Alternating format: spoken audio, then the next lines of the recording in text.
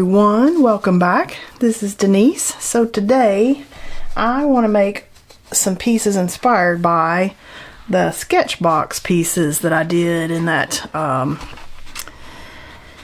June Sketchbox. I had to think what month that even was, because I do my videos kind of in advance. So this one will show a little bit later, a month or two down the line probably, because I get pretty far out with my videos if I can. That way I can take time off and not feel bad. So we did this piece and I still had these paints out, and I thought let's go ahead and make two bigger pieces inspired by this, because I love the way the little samplers turned out. And so I've got the paints still out. I'm using the Kuretake Art Nouveau paints here, and I don't even think I remembered to tell you the color. This is 601 greenish blue, 506 shadow green, and 54 olive green. And since I've got all these supplies still out, I haven't put them up yet, I thought let's do two pieces inspired by that. And I've still got my Stencil Club stencils. So these were Stencil Girl Stencil Club. And these you have to be in the club to buy old Stencil Club. So you have to, I link everything below for you on my favorites page, so check that out. These are from May of 2025. So on that Stencil Club page, you have to scroll down on that page to see the stencils in past months. But I loved this month of stencils, and I thought let's do two bigger pieces inspired by what we created in those samplers, which I think is a great way to do pieces like this, especially after you do some little samplers. You can then come back and say, okay, that was pretty cool, let's make some bigger pieces. And so I'm just going to wet those down, and we're going to use those as our inspiration. So I actually started those out with some mark making. Where's my pencil? Here we go. This is a matte, Blackwing matte pencil that came in one of my sketch boxes, and I like it because it is about the same intensity as the 14B Pitt graphite matte pencil that I love so much. I just like the vivid boldness of those dark pencils. So I started out with some mark making, then I added some watercolor, then I added some mark making and stenciling on top. So that's kind of the goal. So I'm going to go ahead and do some mark making, and we will see the marks underneath it. So we're not doing something that's going to completely disappear. And I'm just kind of being organic about it. And if you find it hard to be organic with the dominant hand, whatever hand is your dominant hand, then switch hands and draw with your non-dominant hand and see what you can get. And I'm just laying some marks down. It's just an initial layer for me. And I think on this I'm going to use a bigger mop brush. This is my Princeton Quill number 4. Just because I've got bigger paper, I think I want to start with a bigger brush. And I'm going to lay color down, and then we'll come back after that's dry and do some other mark making.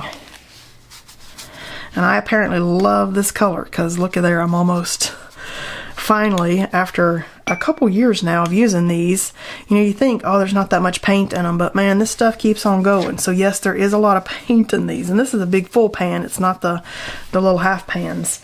And you think, oh, it's only half full, there's not that much paint. Yes, there is. There is a ton of paint in these. It has just gone and gone and gone.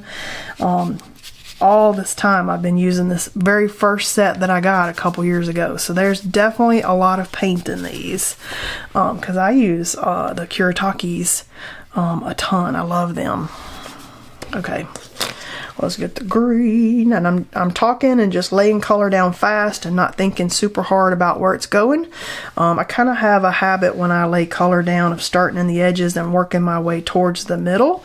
And a lot of that is simply muscle memory, really, more than anything. I don't want to start in the middle and go out, because it's a not very exciting composition. And so I've just gotten in the habit of working my way from the sides towards the middle and laying color in different ways, a little different on each piece, so that they're not exactly the same. It's kind of what I end up doing there.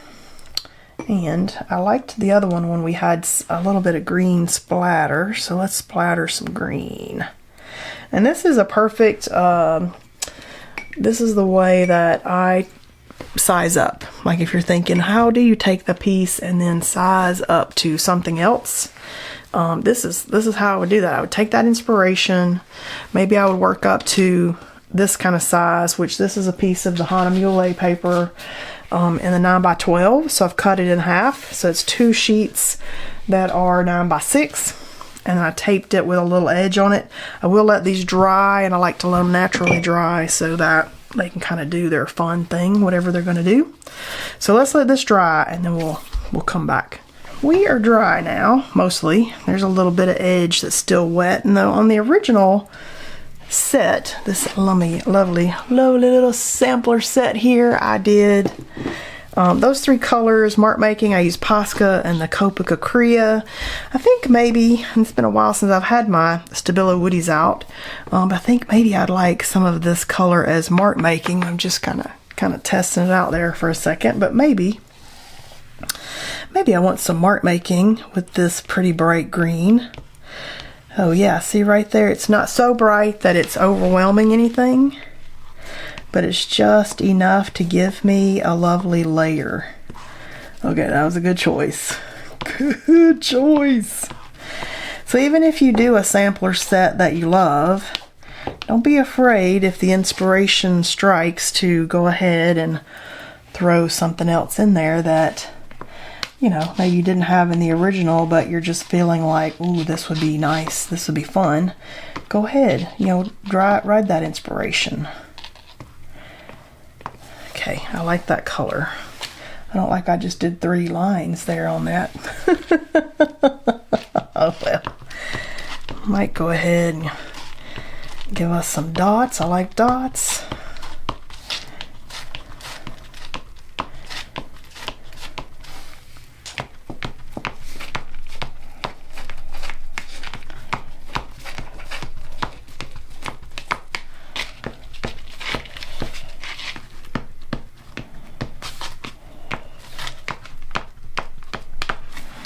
Oh yeah. Okay, I also did gold, and I did the gold with the Acrea. Just mark making and having fun. We're not trying to get anything specific. You do want to shape these up, and then we can just go ahead and just play and mark make. And this little square here that I like to do is one of my inspired marks out of studying Gustav Klimt's paintings, and it's kind of stuck with me. I like a messy square, and it might not be exactly the mark in the paintings. At this point, I've kind of developed it into how I like to do it, which is a very messy,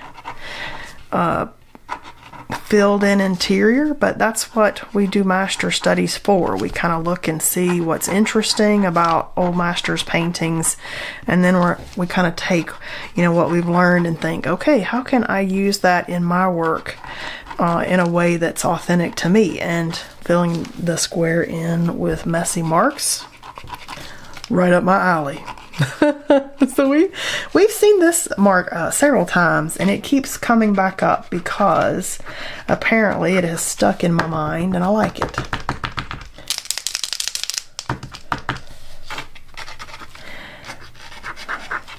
Which is kind of fun. That's kind of how you develop your own catalog of personalized mark making.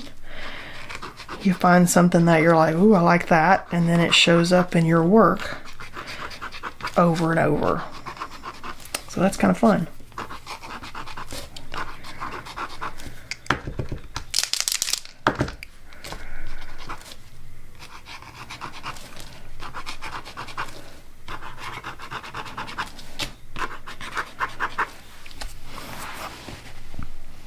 Okay, I like that.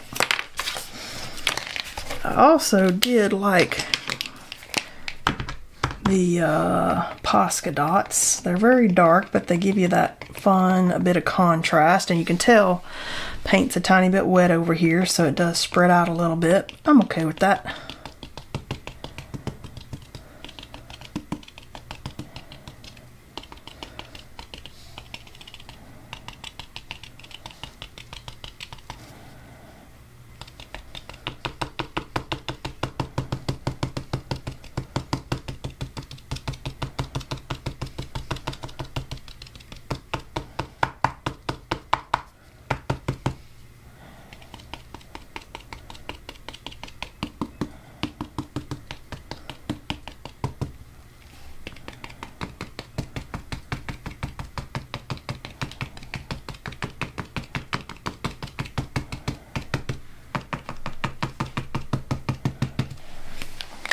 Ooh, that's fun. I love that. Kind of thinking gold. Stencil Girl stencils here because I hadn't done those, and I like these, and then I can mark make after that. So I really loved, loved this wonky. Ooh, yeah, look at that. I like that one. Let's do that one. The little wonky half circles. I loved that. I'm just using the gold mica paste, Kuretake gold mica paste, and I need a dry ink blending brush. That's what that is. It's a dry ink blending brush. And just get a little bit of that gold on there. And then let's just do it. Kind of want it to be near the edge, so that's why I've overlapped it a little more with the tape there. Hope I got it all the way to the top there. Did I just skip part of the top there? Oh well. Oh no, that's good. Oh, I did a tiny bit. Let's go ahead and let's just get that to keep on going right there so it didn't end. Okay, that's fun. I kind of feel like maybe, do we want a little across the top? I do love that. I love that thing. Maybe we'll just leave it on the one. Okay, so I also loved our leafy bits here. So I could do the leafy bits on this one. Let it kind of do its fun thing. I don't know that do we want to do that one? What do we want to do? Oh my gosh. Do I just want to have it coming in like that? Oh, that is pretty. I could do a bird on this one. I didn't use the bird at all, but I could at the corner here put a bird in. Let's just see what the bird does. I might not like it, but I might like it.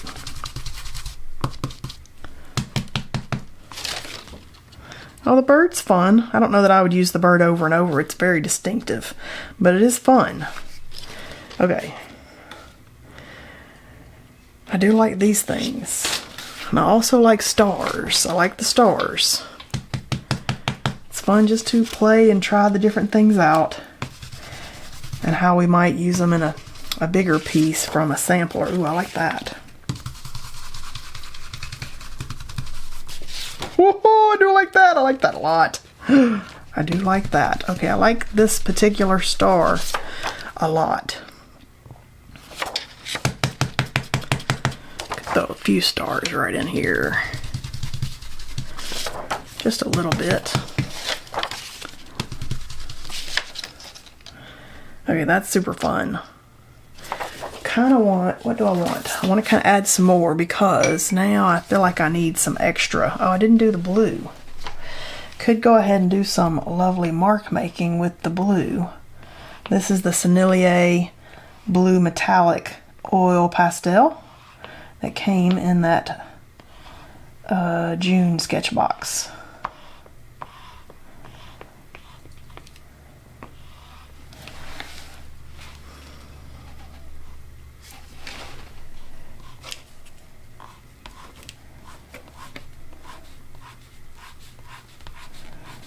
And my goal today was to mostly upsize samplers, you know, the samplers that we did. So I'm not trying to do a whole bunch different than I did on the original piece because my goal was to upsize and use what I already loved about the smaller pieces. So I'm not trying to get something completely different than what I already got. I'm kind of wanting just larger pieces of that.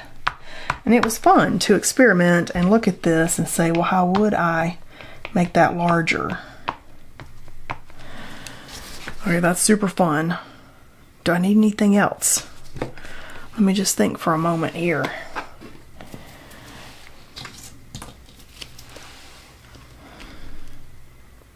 Kind of thinking, even though I didn't use it in the other one at all, maybe a little tiny bit of some white dots, just because they're a little bit whimsical and they bring white in.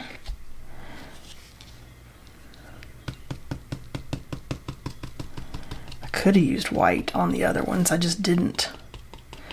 There's so little that you can get away with stopping before you've like really overdone it.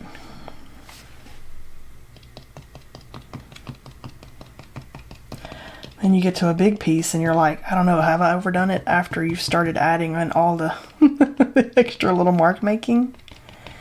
Still fun to experiment though. I love it.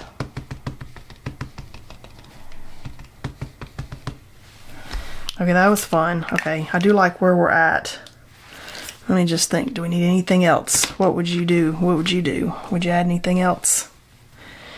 Are we mostly there? I feel like I'm kind of there for now. Let's see what we're even. Let's see what we even got. Let's see what we got. Let's peel the tape, and then you can really judge it after you've peeled your tape and say, well, maybe I need an extra whatever. You can keep mark making after you peel tape, but sometimes you need to reveal the piece and study it for a little while and think about it, and then you might look at it and say, aha, this is what that needs. Or you might go, yes, it really was finished.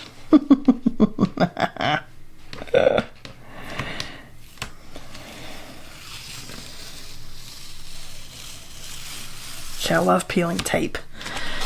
Oh, I get excited. Look how pretty these are.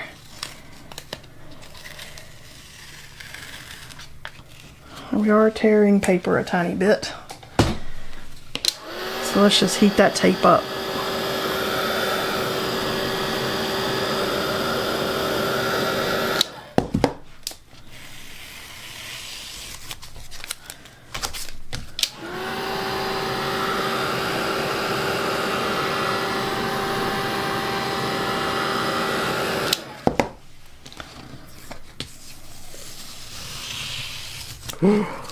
Look how pretty those are. Oh my goodness. Okay. Haha. These are kind of delightful and fun. A little bit whimsical. You see the little gold shining in there. That one's fun. I do like the bird on the one. I don't think I would put it on both of them. I don't know that I'll use the bird a lot, but that is a really pretty motif, and especially with the lovely leaves. Lots of fun there. All right, these were fun. And we did pretty good upsizing from our sampler example. So I hope you enjoyed testing that out today with me and playing with the same materials but going bigger. And I'll see you guys next time.